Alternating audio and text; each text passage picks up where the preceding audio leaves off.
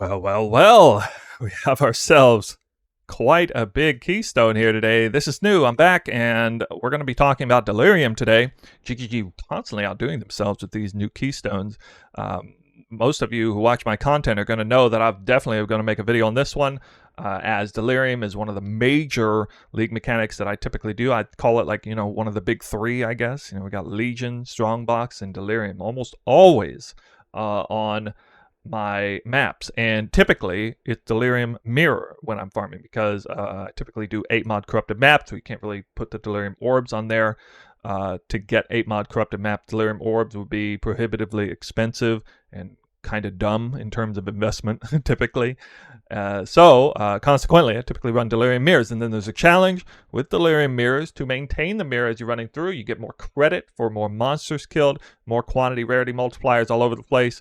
There's a little bit of conjecture about how all that works. I did some tests 2 leagues ago on Strongbox. Didn't seem to work with them. Prohibited library confirmed my findings thereafter. But still, it's pretty obvious Delirium adds a lot of value to maps, either with the Delirium specific rewards, which we cannot forget about those, with Delirium orbs and splinters, or, of course, in terms of magic finding. Yes.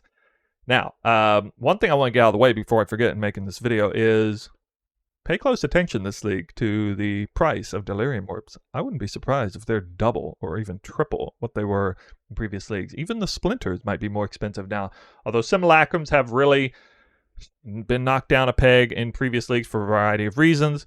We used to farm Delirium mirrors on Tropical Island and Promenade, try to get 300 max, 300 splinters to drop on a map. Those days are kind of behind us. Typically, most people are using Delirium mirrors for the orbs, or for the orb drops, or just for quantity farming, magic finding, divination card farming, what have you. And it's still, of course, very good for that. I know a lot of you who watch my content also big fans of raw drops, quantity magic finding, and using mirrors in your maps. And I get a lot of questions, concerns revolving around Delirium. It's definitely one of the hottest topics in terms of like people asking questions. How do I maintain the Delirium mirror? How do I keep it up? How do you do that? How are you running the full Crimson Temple, not losing the mirror? How are you doing even Cemetery without losing the mirror? There is a lot of strategy involved in that, and I have a bit of mixed feelings on this one, because I kind of like the fact that there's a higher skill cap on that. There's many aspects of Path of Exile that are kind of difficult, and some that are kind of easy, and I appreciate the higher skill cap of Delirium in general, and Delirium mirror farming. It's kind of out the window now. We don't need to worry about it anymore.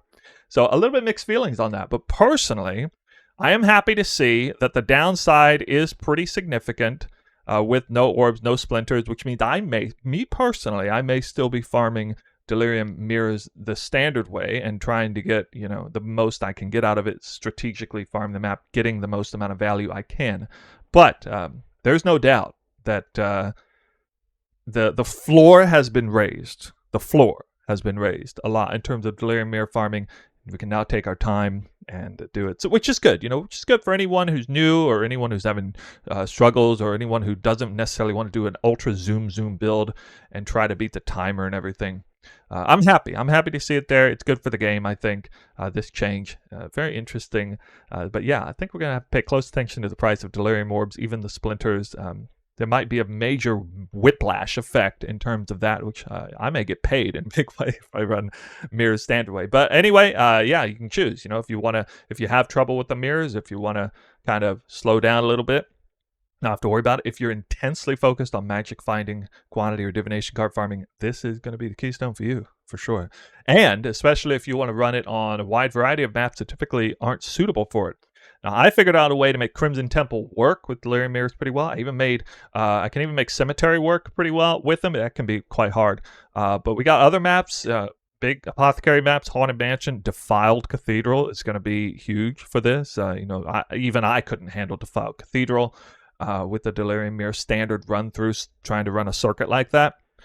Yeah, so I know I'm kind of talking at a level up here, talking real real meta here about Delirium, but yeah, the Delirium is a very meta kind of mechanic, so it's a lot to discuss on it. I kind of want to keep the video short, though, I've kind of talked about what I wanted to with the Delirium orbs, and then the fact that, you know, we can run all kinds of different maps on here. Yeah, I want to hear what your thoughts are on this. Are you planning to run this Keystone or not? Are you still going to try to run it, I guess, authentically without the upside, and then try to get the orbs and the splinters? What do you think is going to happen to the cost of like Delirium orbs, especially? That's going to be an interesting one. I'd love to hear your comments on this one down below. So let us know. Thanks for watching. I'll see you in the next video, probably the next Keystone, whatever that is.